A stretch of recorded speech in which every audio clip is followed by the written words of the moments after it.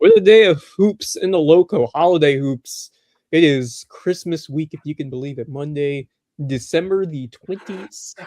Welcome to another episode of the LowcoSports Lowdown. Wes Burr alongside Max Araj, who just slipped in right at the start, and Marcus Walsh, who Just was as with we were me getting going. at the Holiday Classic, which turned out to be a classic of a championship game, but a heartbreaking one for the hometown Seahawks of Hilton High, losing a tough overtime contest and a thriller 67-65 in a game where they really struggled the first quarter, but just found that groove in the second quarter and had a decent lead in the fourth, but couldn't close it out. A couple of unfortunate turnovers down the stretch, and then just couldn't quite deliver enough in that overtime period. At a couple of opportunities, could not cash in, but I don't remember a better performance by this Hilton team ever in that Holiday Classic. And I can't think of quite a performance like that, Wes. You and I were there.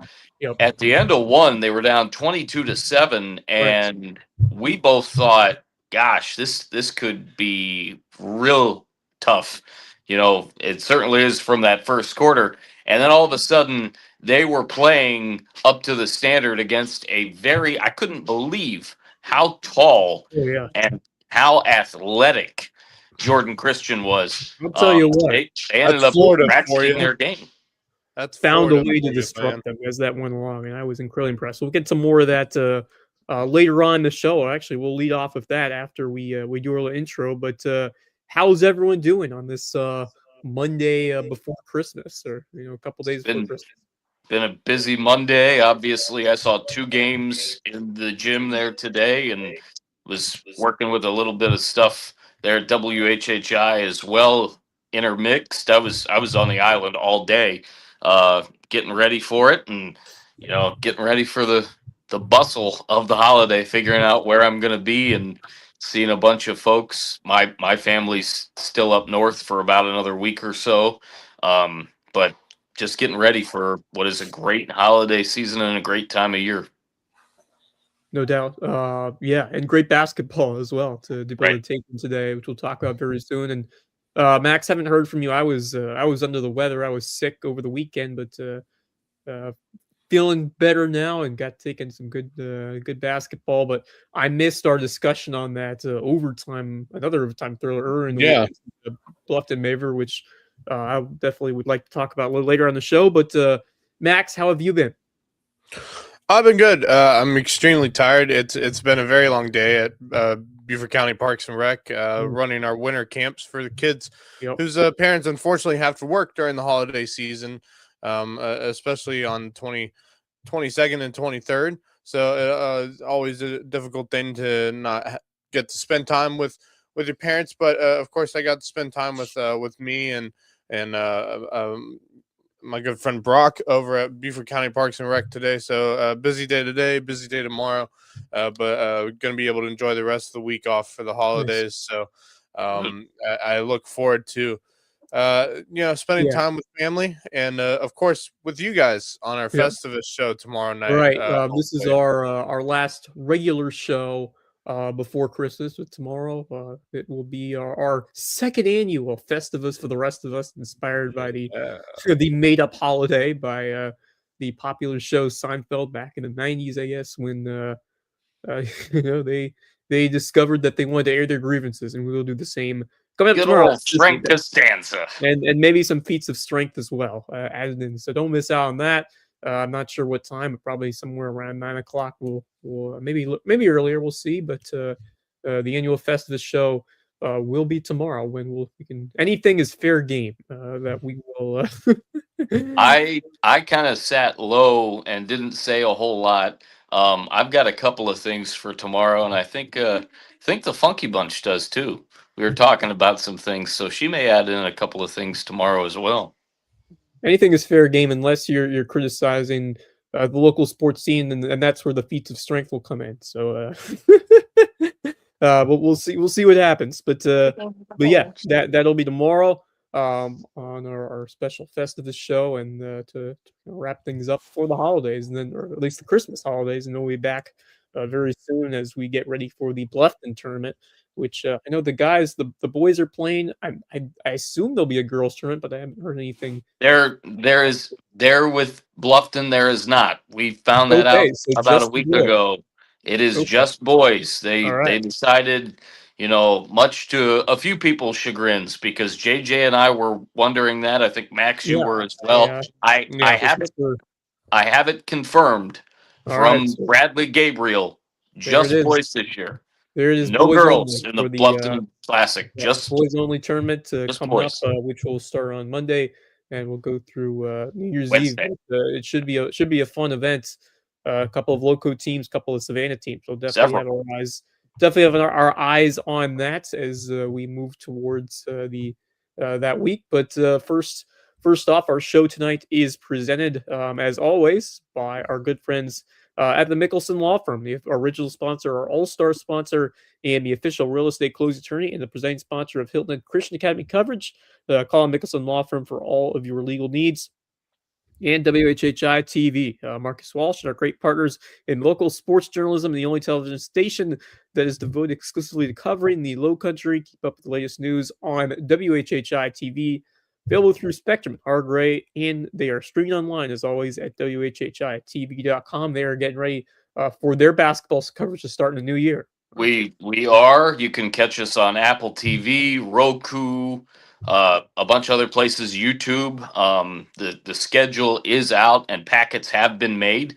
So we are going to have basketball starting in January and going into February. Excited to be back into the gyms, scouting. Last year I decided to scout as many teams as I could that I was going to be calling. Decided with, our schedule, certainly Samantha's and mine working out the way it is, I have a chance to do that again this year. And so I'm getting to the gyms early and often up until, really until the second, third week of January, and getting after it, taking a look at these teams, and still have a lot more teams to see in the next few weeks. But I so haven't far, seen May River yet. So good. I got to see Bluffton, that great game against GP2 earlier this week. That was a lot of fun. We'll get to see well, let me see. Let me pull up the. I also can take our first look at the that tournament brackets for Bluffton that'll be coming up in a couple of days. But first off, what a tremendous game! What an effort by Hilton Head, as we mentioned at the top, and a just tough defeat in a place where I don't remember the last time they've even gotten to, which is the Holiday Classic Championship game. I remember many a year where they fall flat and lose in round one, and right this year to make it all the way to the final game, and they gave that Jordan Christian team everything, and it was really a tremendous effort after that tough first quarter. And you kind of think if you put together all 32 minutes, what could have happened, but still 67-65. And back and forth overtime and fourth quarter after Jordan Christian closed the gap, because Hilton had a 7-point lead at one point, but then it felt like it was Hilton Head's game, but a couple of misses at the line, and then you just turn the ball over a couple of times where you have empty possessions. You can't find a way to seal the deal, which that hurts, because I thought the second and third quarters they really dominated into the fourth. And then it just a little bit of carelessness with the ball. You commit a couple of turnovers you wish you shouldn't have, and you don't get the team with so much size. Not only that, a team that can fly in transition when you give them the opportunity with the height that they have. And it seemed like every time Hilton had a big bucket in that fourth quarter, seconds later you saw Jordan Christian come down the floor. Correct. And really score, in an uninterrupted way. I mean, it was just bang right back at him, and it just felt like Hilton, if they could have gotten one or two more stops, and then just took advantage when they got the opportunities on offense, I felt like they were that close to sealing it. Had a decent look in the corner to what would have won it in the fourth. I think that was. And he's a terrific player, and Keita Smith, not a bad look. Not a bad look for Keita Smith. Couldn't quite get the shot he wanted in terms of the execution, but then you had some chances in overtime. Back and forth kind of game. But Lara had an opportunity, and then you had that chance late where you just couldn't get a shot off with a few seconds to go. That was really well defended. Yeah, that was really well defended. It was tough because Lara, I'm really impressed that with kid. Him. Is He outstanding. was everything. I mean, and rightfully so. He was one of the two Seahawks of Hilton Head who got to the earned a spot on the alternate team. I think that was a great decision by Shane Brown. He knows how much he is with his team. He is going to have a big time role once region play comes around. One of those glue guy players who will, perform well in a bit of everything. Get some rebounds, play well defensively. He's going to hit some shots and just make good decisions. He really made some good decisions with the basketball, setting up some teammates with some nice shots from beyond the arc. And I'll tell you what a game from Trey Lewis. He was tremendous. Made a couple of big shots in the second half.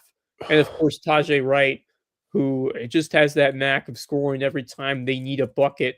And he was tremendous all tournament long. He put up 17. Lewis actually led the way with 18, but both were at stake. And then Derek Renishevsky, of course, someone who we talked about all fall as he's a heck of a basketball player too on the football field. But man, his rebound, his defense tonight was outstanding. And I think that if it wasn't for Renishevsky, I think that Jordan Christian would have found a way to really take over in that third and fourth quarter. But it just seemed like when there was a loose ball or there was a rebound, even against much taller players, Renishevsky was everywhere, and he was able to secure those boards and pick up a couple of big-time defensive steals that allowed Hilton Head to just get the ball right back and give yourself an opportunity offensively. And man, how many times does it look like that Jordan Christian had like an easy bucket or like an easy opportunity, and all of a sudden, out of nowhere, Hilton Head comes away to swipe it away, or they force a charge or a turnover. Shane Brown, these last ever since he came in around 2019, he has predicated his team on playing great defense, and it all starts in the defensive end of the floor. Obviously, he led the team to that state championship appearance back in 2021. Which is another heartbreaker, by the way. But man, the way that these guys play, they're going to be a force in this region. We'll get to some of that tonight, but certainly we'll save a little bit more for when JJ comes on. We do our power rankings. Not sure if those will be before or after the Boston tournament. We might save it for after. Yeah, I think after would certainly be fine. You mentioned all the guys there, Wes. A very commendable effort. I mean, I had my thoughts about this game beforehand, and I got to watch this Jordan Christian team in the semifinals. Man, I mean, they just overwhelmed their opponent from the start, and the other team just could not find a way to answer. But this Hilton Head squad, the way they responded after going down the way they did, and defensive effort, and they just forced a bunch of close misses, close to the rim. They didn't give anything easy except a couple of transition buckets late in that game, which was unfortunate to see. But the way Hilton had just responded and played defensively, and we knew they needed to hit some outside shots, and they got that with Trey and with Tajay. They've got some good outside shooters this year. They've got some playmakers who can make things happen. They've got some good supporting pieces. I mean, they may not have the height that they may have had with the Sumo that year, or a couple of other teams. But they do have some guys who can come up big with some boards, and even Renishevsky, who's not the tallest, he's just a great competitor. And I think they have the guys that are going to make this team not just a competitive one, but one of those dark horse teams that could sneak in on a Bluffton or a May River and find a way to steal those games, and maybe they'll be on top of the region, or at least competing for it again, just like what happened on the football field. So, don't sleep on Shane Brown. I've said this before the season. Don't sleep on Shane Brown. Now you're starting to see from this performance in the tournament that this team is right there, in my opinion, with May River and Bluffton? He's been great without question. I have a couple of things as far as that game went. I again thought 22-7. My gosh, what the heck's Yeah. going on? I don't know what he said to the guys at the end of that first quarter, but whatever it was, it worked. I tell you what, it was absolutely outstanding. And certainly, you mentioned the key guys and Tajay Wright and Trey Lewis. Kevin Chisholm had a great weekend. Certainly, Derek Renajetsky, Keita Smith, but Miguel Lara, he is without question and I don't mean this begrudgingly at all, but I'll phrase it a little bit differently. He is without question the smallest player on the floor most, if not all nights. Right. And he was going up against guys that were at least a foot taller than him. Yeah. And he was absolutely giving them everything that he has. He's like the Energizer Bunny wrapped up in a little tiny compressed package. I mean that, and he made a couple of mistakes late, and he was right in front of me, and I saw him, get frustrated with himself, but he was right back at it after just a couple of seconds. I am so impressed with that kid, and certainly Hilton Head played outstandingly for 3 quarters. They needed to get a faster start in the first quarter to really have a chance, I thought, because they just ran out of gas. They were going up against a team that was very tall. They were up 7 in the fourth quarter, despite that, against a very good team. Right. With that Jordan Christian team, I mean, I'm not sure in terms of like, how good they are in their conference or classification where they play in Florida, but just the eye test of what I saw in that game yesterday in the second round in the semifinals.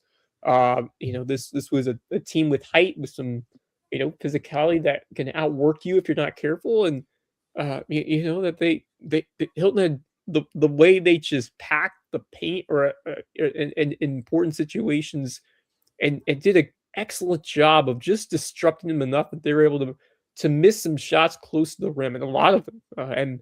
It was interesting because it felt like, Jordan Christian was, they even when they were missing some threes, they kept shooting from beyond the arc. And I feel like Hilton was just kind of inviting to do that. And it felt like that those threes weren't falling, and Hilton was able to get some important rebounds and come back and then eventually build that lead that they had in the fourth quarter for a decent amount of time. And you just wish you could have done a little bit more to hold on, because I felt like Jordan Christian was able to make some things happen defensively and force some turnovers. And you felt like, the nerves are there for Hilton. I mean, you understand what is at stake. I mean, a chance to win this holiday tournament, which like I said, I'll have to look up the whoever has those records, because I don't remember the last time. Not even the last time they've won the tournament. Last time they've gotten to the championship of this tournament. That is an accomplishment in of itself, just because of the talent that this tournament brings in every year. And how long's the tournament been going on, Max? You might know.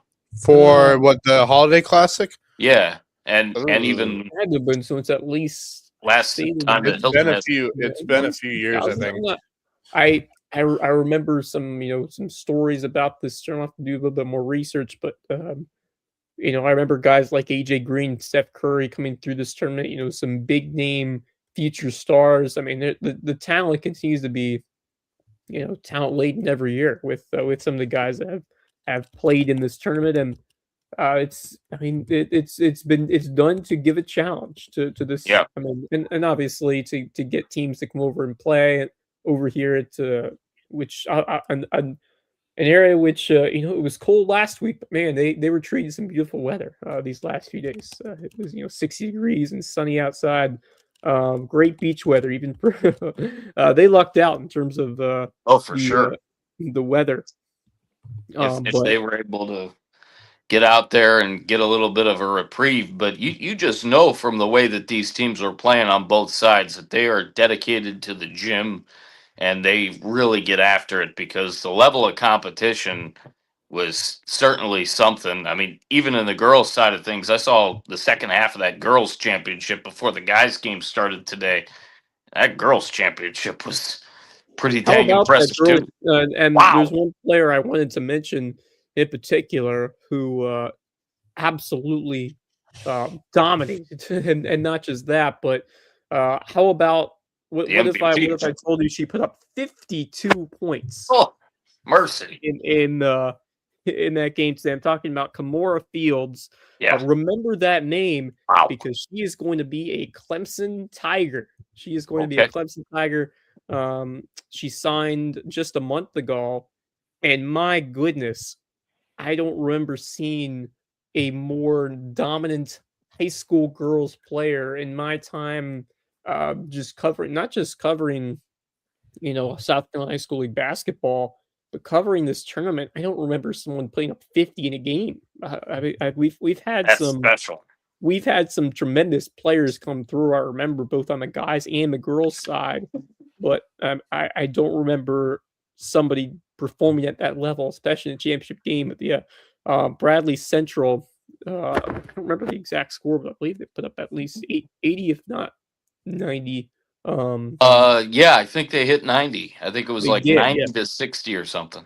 I believe that sounds about right. So, yeah, Kimura Field certainly one to watch, and Max, as someone who is a Clemson guy, I'm sure that you might hear that name coming up. Oh yeah, definitely. Yeah. And I'd like, I think after this tournament with the boys team for Hilton Head, I think I've become a lot more intrigued by this Hilton Head team and how they've been playing. Not surprising. She has scored over 2,000 points in her high school career. And the girls teams have been playing solid as well. I mean, the girls team's been a solid team so far this season. I'm intrigued to see what they look like as we get into region play starting next year. It's going to be very interesting. Obviously, that Beaufort girls team is no joke, so I look forward to seeing those two teams square off. I think they can win region. And I think if it's not Beaufort, I think Colleton County girls are going to be in the mix for that as well because they've been having a solid season too. So, like those two teams alongside Hilton Head, I think Colleton's been sneaky good this year, from what I have heard. Yeah, they've been sneaky good. I know they got off a win against, was it Hampton? And that Hampton girls team is no joke. I think. Let me check here.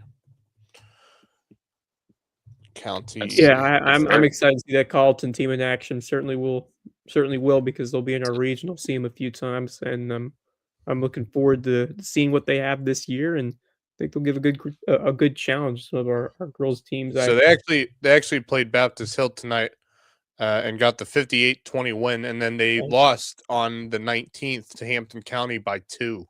So that's a really solid. That's impressive. Both of those teams, I think, are going to be solid. That Colleton girls team and that Hampton girls team.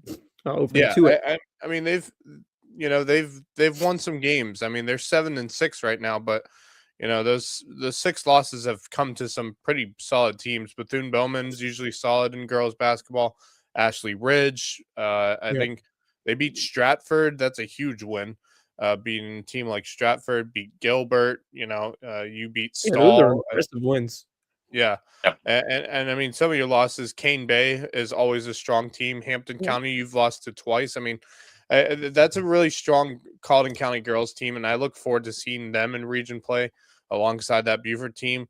And I think Hilton Head can be right in the mix as well as if they can get off to a hot start. Yeah, but they had a tough loss today against Battery. Yeah, they did. They were in the mix. They were in the mix today. I was there bright and early in the morning at 10:30 to check that game out. They trailed 9-6 after 1, 18-10 after 2, and then much like what we saw with Hilton Head on the guys' side getting after it after a bit of a tough start, they trailed 30-17 after 3 and then went on a blitzkrieg and ended up losing 39-38. But I tell you what, there were a couple of girls that really stood out to me. Olivia Brockway and Kat Gavin were the two that just absolutely got after it and really dominated. Sanaya Pinkney with some big shots late, especially at the free throw line. Eleanor Best with some big plays. Lily Onan as well, very Very good effort out of her at times, and it was scrappy, it was tough, it was physical, and Hilton Head really got after it, shooting the basketball and making some plays, playing the whole set of 32 minutes. Tough night or tough morning, excuse me, for Ava Pankook. She got banged around in the first quarter, and then in the second half got back in the game and was able to get within the rhythm of the game a little bit. But it was a really physical game. There was a bunch of physicality from those girls, literally leaving it all out on the floor. And I actually saw Malcolm Gordon's mom, Michelle, at the game, who is the sister of the head coach of Battery Creek. I hope I'm getting her name right, Terry Scott Aiken. And so I actually was talking with her quite a bit during the girls' game, and just figuring what things were looking like over there at BC, as well as that very competitive ball game. Hilton beat Battery Creek 57-23 back early this month, but I was there too. Vengeance there, so yeah, nice win for the Dolphins in this holiday tournament. One that they really could build some momentum. Absolutely, they can. And yeah, I was at that other matchup a week and a half ago. Hilton Head's played a lot of basketball on the girls' side over the last week. They played on Tuesday, they played on Friday, Saturday, Sunday, and today. So definitely a little bit of a tired ball club for sure. But they definitely have some really good, talented players. They lost a lot, obviously, but they've got a lot of talented players for sure. And some girls really getting after it. Heather Ball with a couple of big points. Veronica Strain got after it. Gabby Singleton really showed up and played well. And those three were three that caught my eye for sure. But they play a very physical brand of basketball, and Hilton Head was ready for them. A lot of missed shots by Hilton Head, especially early. They went on that huge run in the fourth quarter. First three quarters, though, it took a little bit of time to get things going. But all in all, a very competitive ball game for sure, with a lot of physicality and toughness. And Hilton Head definitely should not be hanging their heads, because they've played a lot of ball, and they ended up being very resilient and battling hard to just go down by 1 point. The teams that have started slow and have gotten better as region play has gone along. So I think that's what I've seen, kind of what Braniszewski has done, where it can take a while for some teams to get going with a lot of roster turnover and all that. But it's a lot different team this year compared to what we've seen in the past. So trying to get the most out of who you have, and I am sure that Braniszewski's going to get this team competitive by the end of region play, and they're going to be. Oh, I wouldn't doubt that either. Yep. For sure, he's got a lot of intensity and heart, certainly, for these girls, without question. We know who his son is, so that comes with the territory. A lot of really good ball, certainly seen on both the guys and the girls in this tournament, and it was fun to be in the gym for 3 days. Yeah, I missed the first day, but it was great to catch yesterday and today's games, and man, I had a ton of fun, especially both those championship games.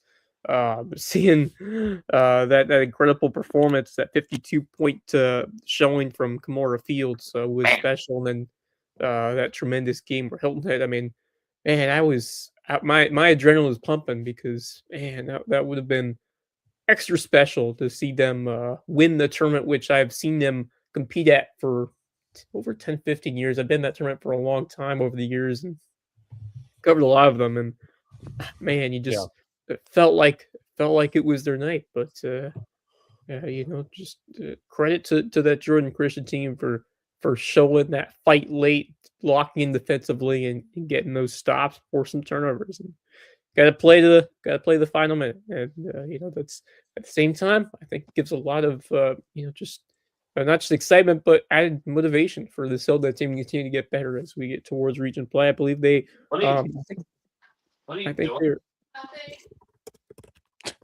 think they are back in action coming up on Saturday. Another tournament, I believe, in Georgia.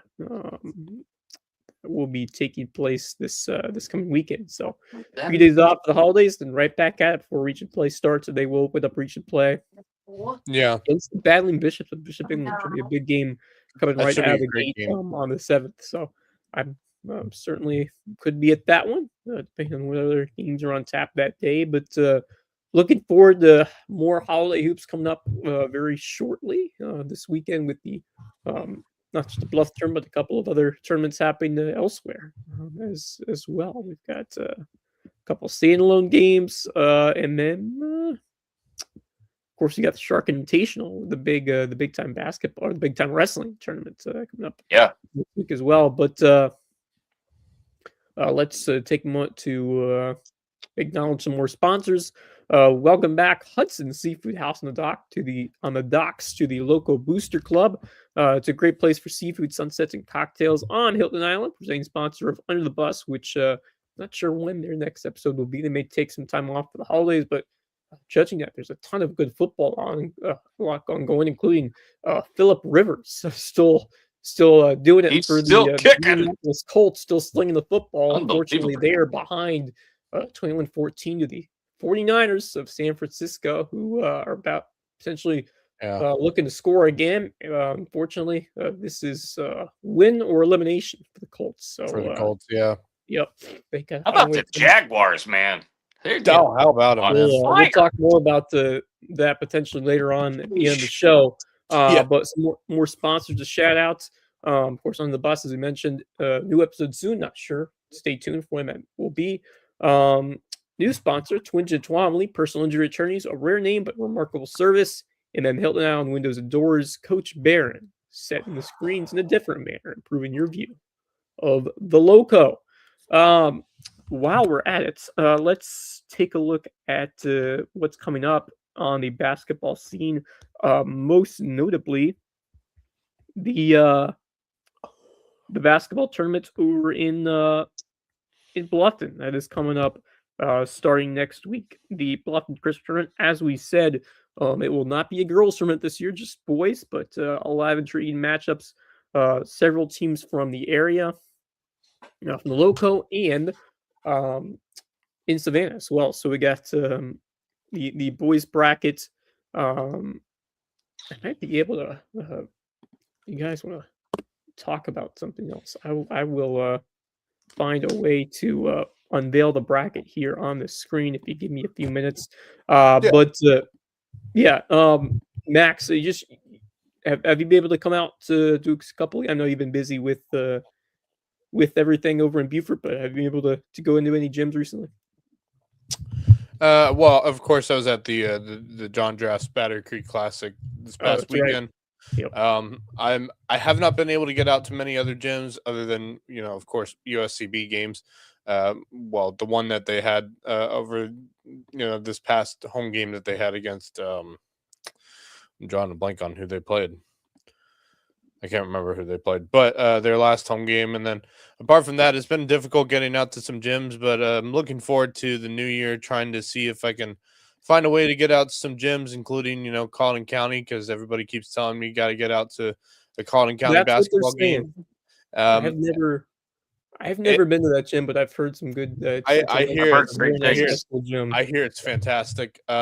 Trying to get out to a Hardyville game this year, especially how they finished their 2025 part of their campaign off with wins over Ridgeland and, of course, Bamberg to start out 2-0 in region play with that men's team. So I'm going to try to get out there because I was out there last year, and I'll tell you this, man, it is some fun times out in the Ville whenever you can get out for a men's basketball game. I'm going to try to get to at least one of those two May River Bluffton games in 2026. I know one will be at the end of January. I believe it'll be at Bluffton. And then the second game will be at May River to finish out the season. They end the season, their last region game. It's like the Duke, North Carolina. Dude, what could be more better, especially with how those two teams played this past Saturday. If that's what we're going to get to see for two more games, I'm all for it. Yeah, it's nice to have 3 and maybe 4 because they could meet in the playoffs too. Possibly playoffs. I mean, but it's great for me. Like I said the other night, I said it's great in my opinion, to see these two teams play 3 times during the regular season, Yeah. one home game, one away game, and then a neutral site game. And that's like, for me, I'm like, that's how you really determine who's running, who runs Bluffton, you know? Absolutely.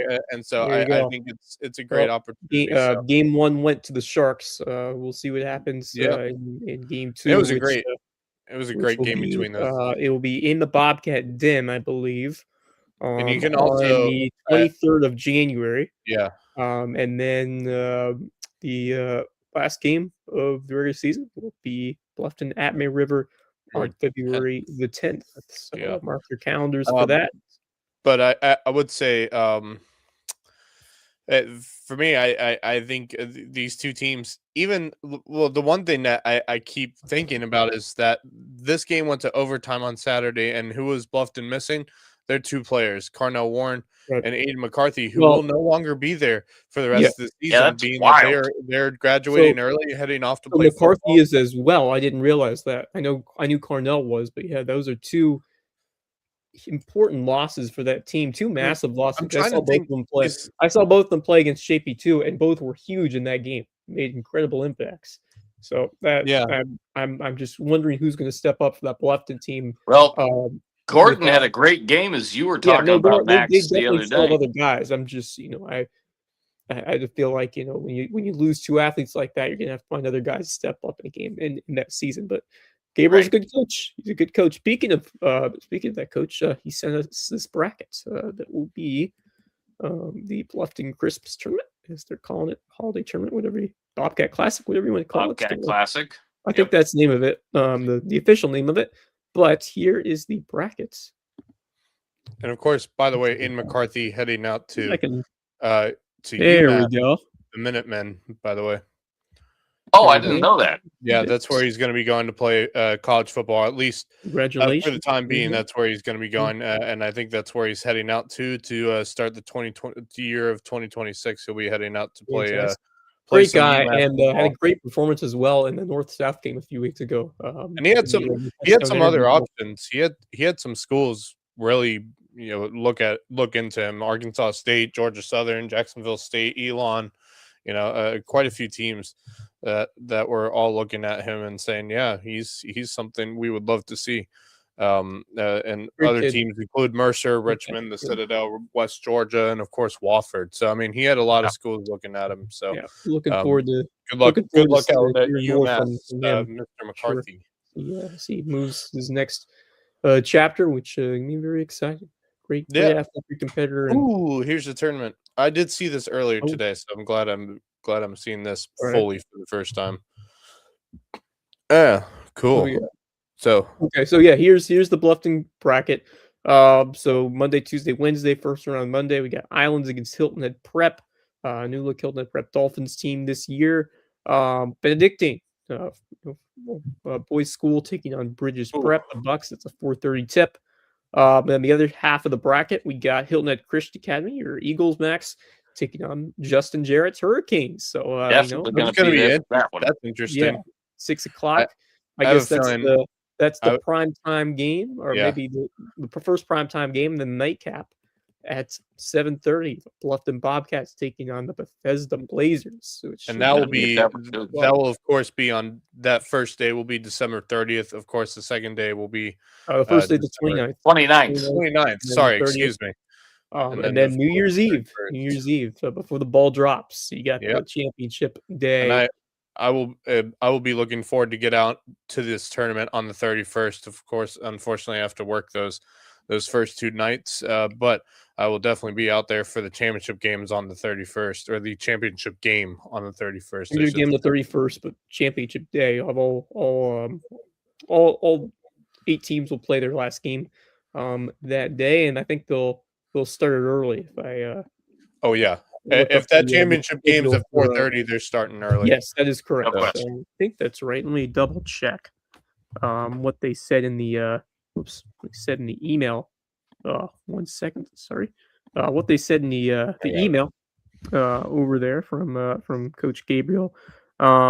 Yes, championship at 4:30. The first game will be at noon.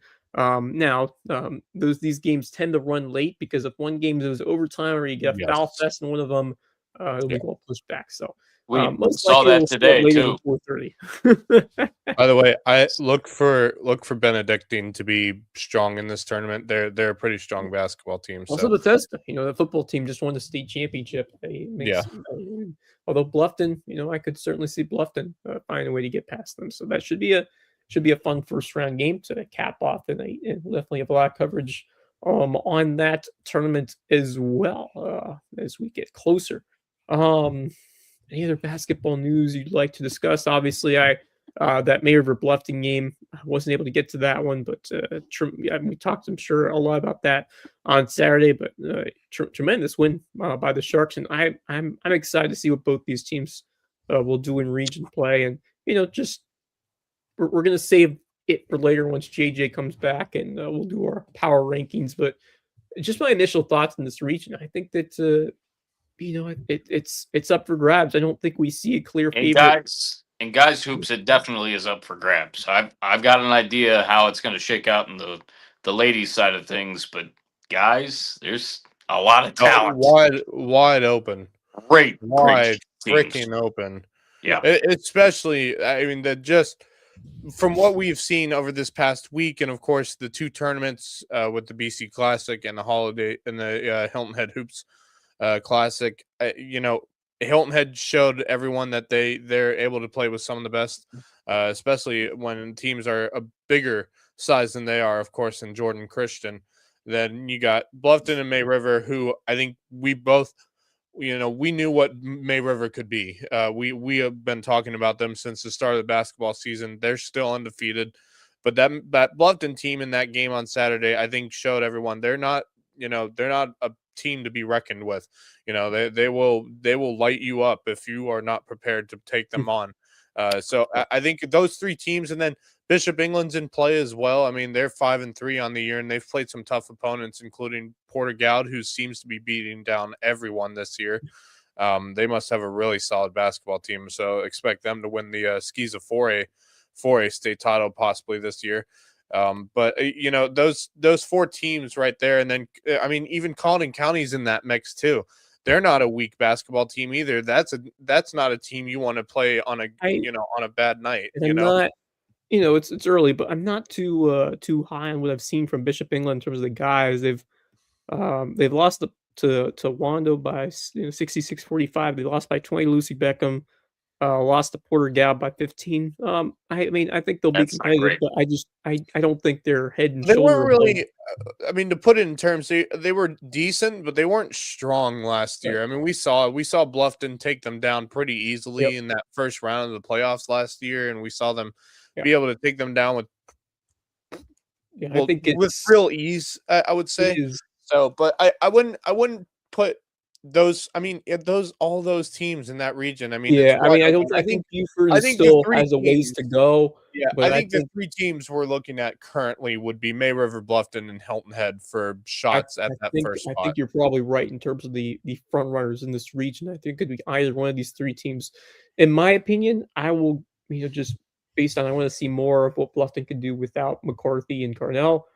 Even though they gave a good challenge to May River. With who they had out there on the floor, I would probably go either May River or Hilton Head.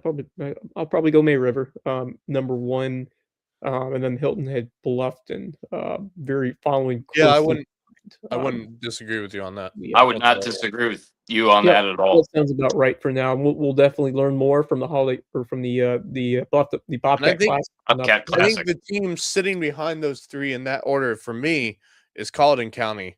I something about that team this year. I just feel like they're gonna knock off one of those three teams at some point this season because they are capable of doing that. Yep. Feels like that's gonna happen at some point. I mean, if that does happen, it causes a stir up because we all know that this region is going to be close no matter what. But when you have someone like Colleton County in the mix that could knock someone off and really stir it up, it's going to be really fun region play when it gets going. Yeah. In terms of the girls' side of things, tough start for Hilton Head. Bluff still in a rebuilding mode. May River has shown some quality signs, but man, I'm looking at right Buford. now, Beaufort, Bishop, and Colleton County, with all three have been very impressive. I would say it's in that order. I think Bishop England's the strongest team in the region. They have a really solid girls basketball team. I think it's a toss up between, for me, Beaufort and Colleton County for that second spot. I think Bishop England's just too strong of a team for anyone to be able to take them down in that region. I think it's their region to lose. So I believe so. I mean, Bishop England has been that in girls basketball. They've been pretty dominant power, and but I think that second spot between Beaufort and Colleton is going to be up for grabs, and it's why I'm looking forward to those two teams going at it this year. I put Beaufort slightly ahead of Colleton. I agree. But, I think Colleton has shown that they can, any given night, they could absolutely. I mean, if you can put a fight up against what is a really strong Hampton County girls team, I think the resume has shown that they could do it, no doubt. Yeah. I think they're very close, 100%. like right there next to each other. Like that game could be a toss up either way. But I think May River, still need to see a lot more from them, and Bluffton rebuilding, Hilton Head, just they're trying to find their way as well. I think that pretty much on part of what I've seen in terms of where these teams are, but now you're starting to get close to region play, and that's what makes it fun when we get to the point where now we get to see these big matchups that matter in a few weeks. Still some more holiday action to take place very soon, as we will cover in the next few days. But that is pretty much all we have for news items today, unless anyone else has anything that has come across. If not, we will do our last sponsors, and we'll do our parting thoughts. I'm good with that. Yeah, I'm down. I'm like these kids, with the basketball tournaments and whatnot. I'm a gym rat. I was in the gym, twice today and a bunch this weekend. Basketball is definitely where I bring in the most info as far as what we're doing with WHHI and beyond. So I'm good. Awesome. All right, so our final sponsors are Revenants Wrestling Club, our official wrestling sponsor, who, man, they do a tremendous job. They have risen the level of our wrestling in the area to incredible heights, and they continue to do that. I got to take a tour of Revenants Wrestling a couple of years ago. Really impressed by the coaches they have, the instructors, the staff. These kids, just what an awesome opportunity to learn from these outstanding coaches, individuals, and they work them hard over there. Certainly we've seen a lot of Jarrett siblings Jarrett's kids who have been a part of that as well over the years. But they are our official wrestling sponsor, and they are presenting sponsor of Lowco Grind, our weekly Sunday show. And then Jay's Barbershop, the place to be in Ridgeland, whether you need a haircut or not, as Pinheiro gets set to attempt a 64-yard field goal that goes straight down. No, it hit the crossbar and is no good. Wow, I thought he was going to make that. Former Carolina Panther. Anyway, I just saw that in the corner of my eye. Let's go into our parting thoughts. Any whoever wants to go through first, either Marcus or Max. How about Marcus? You go first. All right. I tell you what, I was talking about Jacksonville and what they've been able to do to start things out heading towards the playoffs. Earlier this year, I watched the Philadelphia Eagles and Minnesota Vikings play in an epic game on a Sunday. It was within the first month of the season. And I thought that was the best game that I was going to watch all year in terms of NFL action. But yesterday, there were a couple that certainly rivaled it, if not went over top of it. I watched a good bit of that Steelers-Lions game yesterday. Oh, my. 425. Have you ever seen a finish like that? Insane. Where, Detroit made that incredible lateral play or backwards play, whatever, to get them a chance to score an improbable touchdown. Although, as the official remarked, the call on the field is a touchdown. However, pass interference on the offense, which because of an offensive penalty and there was no time left on the clock, the game was over. and just absolute stunned Detroit fans all around that stadium, and now they are on life support in terms of their playoff hopes. Which I felt like Detroit, there was a chance that they could fall off a bit this year, especially losing the guy who is now just absolutely killing it for the Chicago Bears, and what he has done for that program. I'm talking about Ben Johnson, who left the Lions, and now he's done a great job with that team. The Bears that was a great game too. Yeah, just incredible stuff there. But that game between Pittsburgh and Detroit, just phenomenal cinema there. At the end, Baltimore as well. And you got to go back to the Seattle LA Rams game on Thursday. If you remember that game where Seattle came back from behind, went for 2 to win it overtime. And then you saw that, and I don't know if you remember that incredible play they had to review on a 2-point conversion, where it looked like it was clearly a failed conversion. They looked at it again. Just some bizarre sequences in these games over the last couple of days. But that's what makes the NFL so entertaining when you have, such close competition, especially what you have this year. I mean, just in terms of where Guarantee is something. Yeah. Just on some very unpredictable, results throughout the year, and what we're seeing with the standings right now. It's just unexpected results, and that's what made this league very entertaining, especially for what we have seen this year. But the game you mentioned, Pittsburgh finding a way to hold on against the Detroit team that was desperate for a win. And, a lot of great action over the weekend from that Lions team moving forward, because it doesn't look like unless they get a lot of help from the Packers, it looks like Green Bay is going to lock up that wild card spot. It looks like the Bears will most likely lock up that division, which I don't think anyone expected Chicago to win that division at all this year. I did. What Ben Johnson and what Caleb Williams and what that team has done, and to see DJ Moore with that incredible catch to seal it in the end zone against Green Bay. That was another tremendous game that happened over the weekend. Bunch of great stuff for sure. Yep. Max, your turn. Go ahead. Well, obviously, you guys alluded to obviously the Bears Packers game that was on Saturday. Clearly, out of all the college football games, that was the best game of the night. On Saturday, because just obviously the college football playoffs first round, it is what it is. Some real barn burners. You had the Miami A&M game was close. Great. It was close, but it was 3-3 in the fourth quarter. Wild.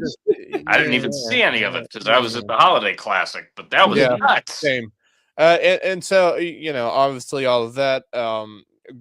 I have really loved watching that Chicago Bears team play. They've been really fun to watch, especially that last play with Williams throwing a 50-yarder down the field for that overtime win and the touchdown.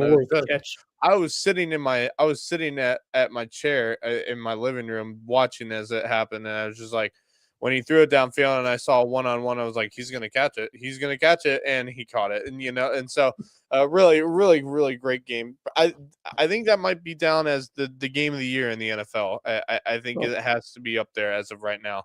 I think there were several. I look back on that. Was it Buffalo-Baltimore Week 1 game, which is yeah.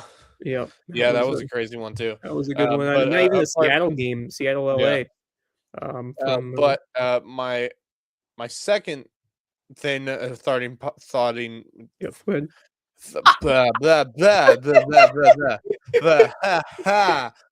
Anyway, the Kansas City Chiefs, it appears they have reached an agreement to move to the state of Kansas. I would love to get JJ's take on this. Yeah, it's starting in 2031. I'm sure we're going to hear about that possibly in our Festivus show tomorrow. I think we could hear that tomorrow. I think he's either going to be really happy about it. Hear something about that in terms of Kansas City. He's either going to be really happy about it or really sad. Really, Well, here's the thing. I feel bad for I mean, a lot of people will not feel sympathy for the Chiefs because they've had such a tremendous dynastic run over the last few years. But I feel for those fans in Kansas City, Missouri, because it's basically like losing your team. I mean, you saw it with St. Louis with the Rams. You saw it with all these Oakland teams. Yeah, they might still have the team nickname. They'll still be the Kansas City Chiefs, I believe, because there's also a Kansas City in Kansas. But Correct. But, it's not the same. Arrowhead's gone. Like, Arrowhead's gonna be gone at the end of 2030. And it's not even Arrowhead anymore. It hasn't been Arrowhead for years. It's I mean, Seahawk. Lost. A lot that Seahawk. was lost.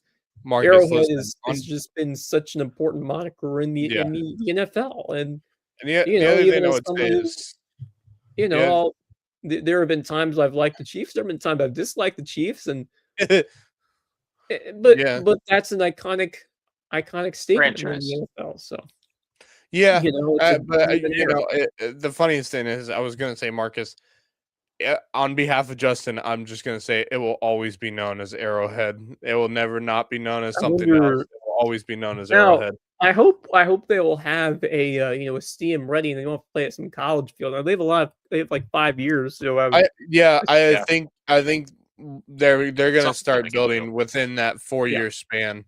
Within the next year or so, I'm sure they're going to start breaking ground and building the stadium. If this agreement has been put in place and all the contracts and stuff have been put together, and they're planning on 2030 as the last season to Arrowhead, clearly that means they're going to start building this stadium probably within the next year or so. So we'll see what happens there. What was the other thing I was going to say? I can't think of it now. I'm sure I'll think of it at our Festivus show. Yeah, we'll have a lot of time to talk about our time for that.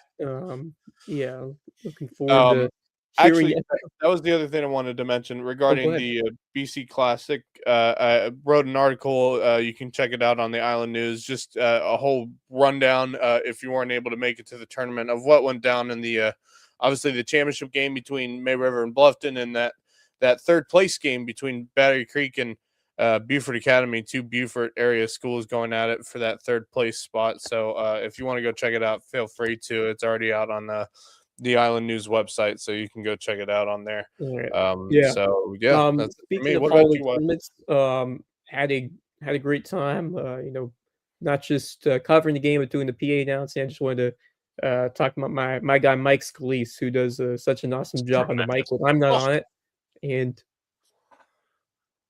great guy, and tremendous sense of humor. Makes me laugh like every game for some reason. So it takes me back to when I knew Ron Costello, and I was on that scorers table with him.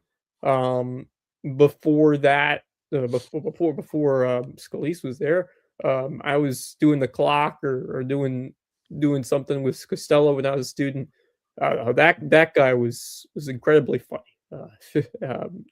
Rest in peace to Ron Costello, who's such an incredible ambassador, and just not just a leader in the sense of someone who was at seemingly every football, basketball, and baseball game, doing a PA or doing something, but just an awesome mentor and person to be with. And it just, every time you go to that tournament, it reminds you, especially being in that program for a while, of just what's happened in the past, and how awesome that tournament has been, and the players that have gone through it. Curry, I mentioned, he was on that court years ago, and had just really cool to think back of all the teams and players. We've had some teams from Australia, we've had some teams from all over the country, and it's one of the most memorable and favorite times of the entire sports year to cover this tournament. And already looking forward to 2026 to do it again. So congratulations to Jordan Christian, tremendous ball game, and shout out to the Hilton Head Seahawks on a phenomenal run all the way to that state championship. Maybe they will, but phenomenal run to the tournament championship in the Holiday Classic, and exciting season ahead. I am pumped for what Hilton Head could potentially do that this coming year over there. Forward Which to should seeing be a that. fun region. And congratulations as well to the Barretts, just an incredible performance from Kimora Fields and the Barretts of Bradley Central knocking off Cumberland County in a very exciting girls championship game. So fun holiday classic. And of course, you know, I certainly had doubts about if Carolina was going to be able to do it on Sunday, but man, they delivered, and just what a incredible season it has been for Bryce Young, and someone who has really defied the haters at every step of the way this year. Now he has had some lumps throughout, but just thinking back to when he was benched in the middle of last year to what he has done, coming up big in a couple of big spots, but mostly who I'm happy the most for. When you look back at this game is Lathan Ransom, who came up with the game-winning pick, who was just beaten down by the fans about his poor performance against New Orleans last week and that just devastating loss to the Saints. What does he do? He comes back the next week. He gets the game-winning interception, picks off Baker Mayfield to end the game when it looked like the Bucs were driving to potentially either tie it or win it. They were down by 3, and then Ransom read the play perfectly, came up with a pick, and Carolina takes back first place in the NFC South. Still work to be done, however. Now, it would have been nice if they were beaten New Orleans, then they would have been the division champs because they would have won their last 2 games. They would have clinched it. However, they still are, unfortunately, for Carolina, the Bucs still control their own destiny because they can win the next 2 games and still win the division. But if Carolina wins and Miami, led by Quinn Ewers, we'll see what happens there. If Miami beats Tampa and Carolina beats Seattle, which is a little bit of a long shot, but Carolina has beaten some NFC West teams at home, or at least they beat the Rams at home this year. They lost the Niners and the Cardinals away, but they did beat the Rams in Carolina. So we'll see what happens against Seattle this coming week, but should be an entertaining game.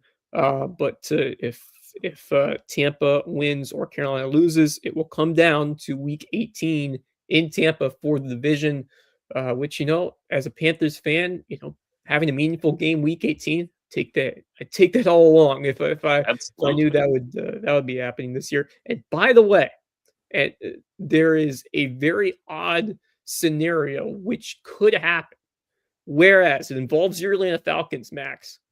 Whereas if the Falcons win out, they win their last 2 games next week. If Tampa and Carolina lose, and then Tampa beats Carolina, all 3 teams would finish 8-9 on the year. Carolina would win the tiebreaker because I guess of head-to-head, because Carolina swept Atlanta and they beat Tampa Bay already once. Yeah, but there's a situation where all 3 teams would finish 8-9.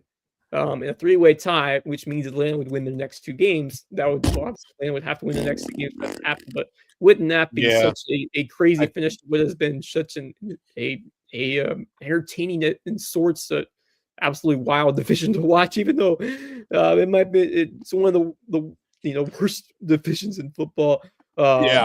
That would be a fitting way to wrap as up. a Falcons fan, I could care less about how they finish on the year. As I'm sure as a Atlanta fan, you're thinking about, they're still a heck of a lot better than the Cleveland Browns are, and that's my other team. Sure, but I think Atlanta. Browns could have beaten them. Look, you guys have an interesting decision to make based on what are you going to do with Kirk Cousins? What do you think of Michael Penix heading into next year? I mean, there's going to be. I think for me right now, obviously, it's actually whether or not Penix is going to be ready for the start of next year, being that he has that whole ACL injury. Yeah. But I think from what I've seen, Cousins has played better than Penix has played for most of the season that he was healthy. I mean, granted, Drake London just came back this week, and he's been gone for nearly 4 weeks. So that was your top receiver gone. You lost your number 3 receiver in